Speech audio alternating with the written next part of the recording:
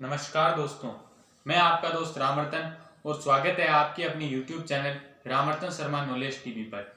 दोस्तों, आज हम बात करेंगे विजय माल्या के बारे में। जी हाँ, वही विजय माल्या जो भारतीय बैंकों को 9,000 से 10,000 करोड़ रुपए का चूना लगाकर ब्रिटेन भाग जाता है और बाद में ब्रिटेन के अंदर खुली सड़कों पर वैसे ही एक आम नागरिक की तरह घूमता है और क्रिकेट स्टेडियम्स में मैच देखने जाता है और यहाँ तक कि शॉपिंग मॉल्स में भी जाता है। और उसी विजय माल्या को लेकर आपने टीवी या अखबारों में एक खबर जरूर पढ़ी होगी कि विजय माल्या अब 28 दिनों के अंदर भारत लाया जाएगा। तो आज हम जानेंगे इस वीडियो के अंदर कि क्या है पूरी घटना और वास्तव में विजय माल्या 28 दिनों के अंदर भारत लाया जा सकता है। दोस्तों, हमें पूरी घटना की जानकारी होने से पहले कुछ बैकग्राउंड भी जानना होगा। दरअसल 2015 में विजय माल्या की कंपनी एयरलाइंस को भारतीय बैंकों के द्वारा दिवालिया घोषित करवा दिया गया था 2015 दिसंबर के अंदर। और उसके बाद दिवालिया होने के बाद ही भारतीय जांच एजेंसियों की मनी लॉन्ड्रिंग और कुछ मामलों को लेकर विजय माल्या के ऊपर नजर थी। वो विजय माल्या से पूछताछ करना चाहते थे, लेकिन इसी बीच विजय माल्या है वो भारत से भाग निकला। वो दिसंबर के अंदर भागा, जनवरी में भागा या फरवरी में भागा, इसके कोई पुख्ता प्रमाण नहीं है। लेकिन मार्च 2016 के अंदर जब वो लंदन में सबके सामने आया तो भारत सरकार को यह पता चला कि भारत का जो अपराधी विजय माल्या है वो अब ब्रिटेन में लंदन भाग चुका है। और इसी को लेकर 2017 के अंदर भारत सरकार ने ब्रिटेन को एक प्रत्यर्पण की अर्जी भेजी। अब आसान भाषा में मैं बताता हूं कि प्रत्यर्पण क्या होता है। प्रत्यर्पण देखो, संस्कृत के दो शब्दों प्रति प्लस अर्पण से मिलकर बना है प्रत्यर्पण। देखो, प्रत्यर्पण का मतलब है प्रति अर्पण, यानी उसको अर्पण कर दो। यानी विजय माल्या है वो भारत का अपराधी है और उसे अब ब्रिटेन की सरकार को भारत को अर्पण कर देना चाहिए। तो क्या यह इतना सरल था? और यदि इतना ही सरल था तो आज तक विजय माल्या जो भारत का अपराधी है उसे अभी तक भारत में होना चाहिए था। तो सारी जो प्रक्रिया थी वो इतनी आसान नहीं थी। प्रत्यर्पण अर्जी भेजने के बाद जो ब्रिटेन की पुलिस थी उसने विजय माल्या को अरेस्ट कर लिया। अरेस्ट करने के बाद में उसे थोड़ी ही दिनों में जमानत मिल गई वहां से, और जमानत मिलने के बाद वो रिहा हो गया। और उसके बाद अक्टूबर में भी एक बार उसे अरेस्ट किया गया, लेकिन उसे दूसरी बार जमानत मिल गई। तो इस तरह विजय माल्या कुछ देर के लिए गिरफ्तार होता, लेकिन उसे जमानत मिल जाती। ये जो सब घटनाएं, जमानत मिलना और उसकी गिरफ्तारी की जो घटनाएं हो रही थी, उस समय जो विजय माल्या का जो मुकदमा है वो ब्रिटेन की कोर्ट में चल रहा था, ब्रिटेन की कोर्ट में, और वो भी जो लोअर कोर्ट होती है उसमें उसका मुकदमा चल रहा था। बाद में दिसंबर 2018 के अंदर ब्रिटेन की जो लोअर कोर्ट है उसने अपना फैसला सुनाया, और फैसला ऐसा आया कि जिससे एक बार है वो भारत सरकार की उम्मीदें हैं वो ताजा हो गई। फैसला ये था कि ब्रिटेन की सरकार को अब विजय माल्या को भारत को प्रत्यर्पित कर देना चाहिए। तो विजय माल्या का प्रत्यर्पण का रास्ता जो है वो थोड़ा साफ होता दिखाई दे रहा था। लेकिन जिस तरह भारत में लोअर कोर्ट, फिर उसके बाद में हाई कोर्ट और उसके बाद सुप्रीम कोर्ट की व्यवस्था की गई है, इसी तरह ब्रिटेन के अंदर भी जुडिशरी सिस्टम है वो कार्य करता है। और ब्रिटेन में भी लोअर कोर्ट में जो विजय माल्या है वो उसके पक्ष में फैसला नहीं आया, तो उसने हाई कोर्ट में अपील की। और वहां हाई कोर्ट में अपील करने के लिए एक नियम होता है कि जो गृह मंत्रालय जो होता है उसके सेक्रेटरी से, उसे होम सेक्रेटरी कहते हैं उसको, यहाँ पर हम भारत में गृह मंत्री कहते हैं, उससे अनुमति लेनी पड़ती है। तो होम सेक्रेटरी से विजय माल्या को अनुमति मिल गई, और होम सेक्रेटरी से अनुमति मिलते ही उसने वहां हाई कोर्ट में अपील की। हाई कोर्ट में उसका मुकदमा चला, और अभी पीछे 20 अप्रैल 2020 को उस मुकदमे का फैसला आया, और फैसला पुनः भारत सरकार के हक में आया। और उसने लोअर कोर्ट का जो फैसला था कि विजय माल्या को भारत सरकार को प्रत्यर्पित कर देना चाहिए, उसी पर वो कायम रहा। तो उसके बाद विजय माल्या को बड़ा झटका लगा। अब विजय माल्या है वो सुप्रीम कोर्ट जाना चाहता था, लेकिन सुप्रीम कोर्ट भारत की तरह ब्रिटेन में सीधा ही सुप्रीम कोर्ट नहीं जा सकते, उसके लिए आपको हाई कोर्ट की मंजूरी लेनी पड़ती है।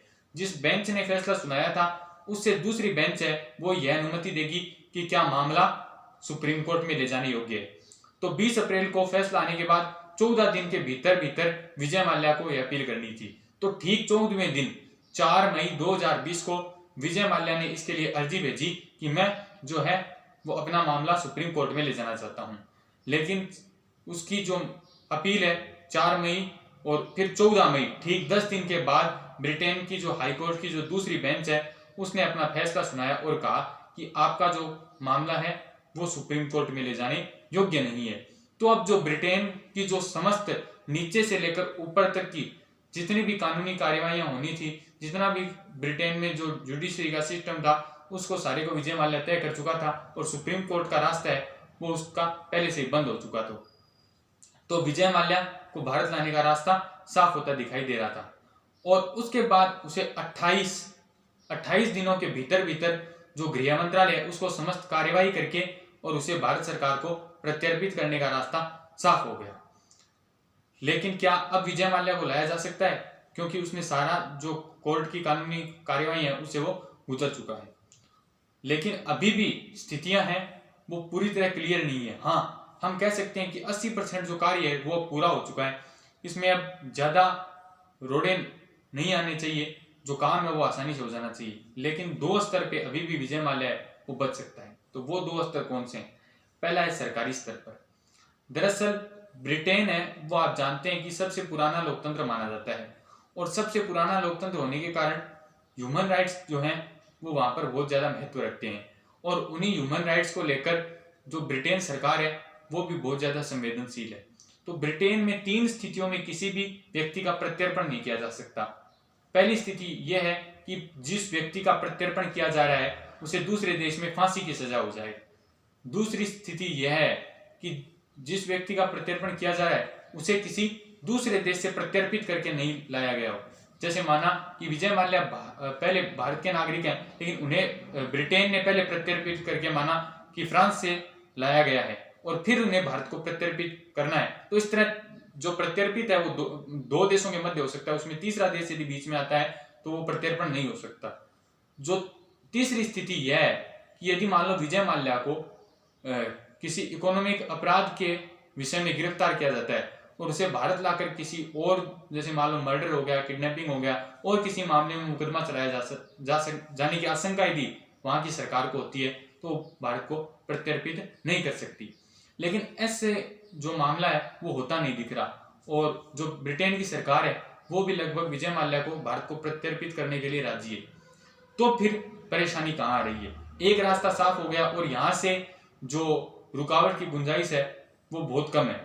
लेकिन दूसरा जो प्रॉब्लम आ सकती है वो है European courts of human rights. जी हाँ, European courts of human rights है वो सारे यूरोपियन यूनियन के जितने देश हैं उन्होंने 1998 में मिलकर एक इस कोर्ट की स्थापना की थी। और इसका जो उद्देश्य है वो ऐसे मामलों में व्यक्ति के मानवाधिकारों की रक्षा करना है। तो विजय माल्या हैं वो इसी के अंदर अपनी 14 दिन के भीतर भीतर उन्हें अपनी जो अपील है वो इसके अंदर करनी पड़ेगी। अब फैसला आने के 14 दिन के भीतर भीतर उन्हें अपनी अपील करनी पड़ेगी। तो विजय माल्या हैं वो इसके अंदर अपनी अपील कर सकते हैं और उसके बाद वो भारत की जो जांच एजेंसियां हैं उन पर इल्जाम लगा सकते हैं कि वहां पर है वो जांच है वो फेयर नहीं हो सकती। उसके अलावा मेरे साथ कई जो पूछताछ का जो तरीका है वो गलत हो सकता है। इसके अलावा वो भारत की जेलों का भी हवाला दे सकते हैं, क्योंकि आपने अभी देखा होगा कि कोविड-19 के कारण भारत की जो कुछ जेलें हैं जैसे मुंबई हो गया, जयपुर हो गया, दिल्ली हो गया, उसके अंदर कोरोना वायरस से पीड़ित जो मरीज हैं वो सामने आए। तो हो सकता है विजय माल्या यह कहें कि भारत के जेलों की स्थिति सही नहीं है इसलिए आप मुझे वहां नहीं भेजें। तो यदि European courts of human rights में मामला जाता है तो एक बार और भारत सरकार को वहां पर जो कार्रवाई होनी है उसके बारे में इंतजार करना होगा। लेकिन विजय माल्या है क्या वो उस कोर्ट में अपील करेंगे, और यदि अपील करेंगे तो क्या उनकी जो अपील है वो वहां पर मंजूर की जाएगी, और यदि अपील नहीं करेंगे तो क्या सीधा ब्रिटेन सरकार है वो इन्हें भारत को प्रत्यर्पित कर देगी। हालांकि विजय माल्या पहले ये कह चुके हैं, उन्होंने ट्वीट भी किया है कि मैं जो आपका सारा कर्ज है वो लौटाने के लिए तैयार हूं, आप मेरे पे कानूनी कार्रवाई न करें।